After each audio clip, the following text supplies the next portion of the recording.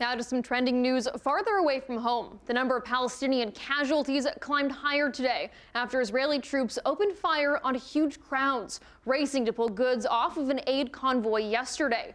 Health officials say at least 112 Palestinians were killed and more than 750 others were injured.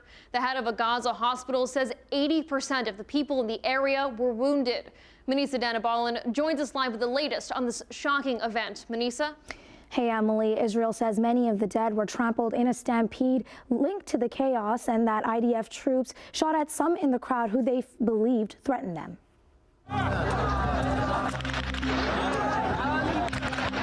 Shouting and gunfire, smoke and flames, all at the site of a deadly aid incident in Gaza.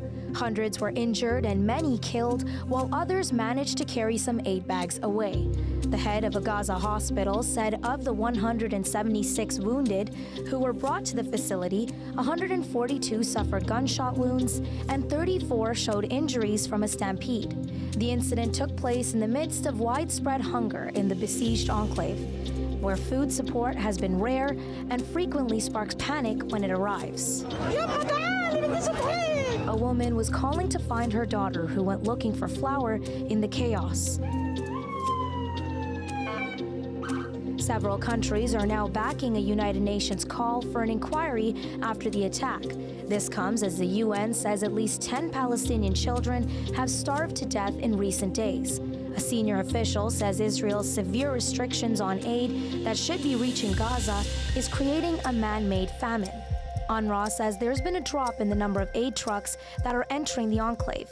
In January, there were about 150 trucks a day, but in February, there was only an average of 97. Today, parachutes were seen in the sky in northern Gaza as Jordan airdropped aid. Civilians raced to the area to get whatever they could. The UN was also able to deliver aid for the first time in over a week.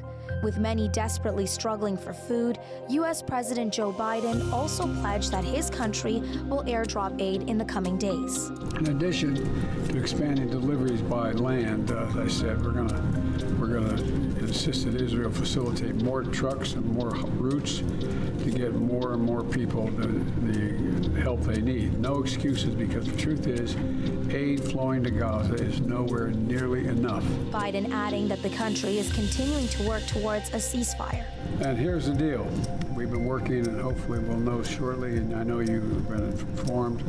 We're trying to work out a deal between Israel and Hamas, the hostage being returned, and the immediate ceasefire in Gaza for at least the next 6 weeks, and to allow the surge of aid to the entire Gaza Strip, not just the south, but the entire Gaza Strip. But according to recent reports, Israel told mediators in Egypt and Qatar that it will not move forward with ceasefire talks until Hamas sends a list of captives that are still alive. Hamas says 7 more captives have been killed from Israel's bombardment.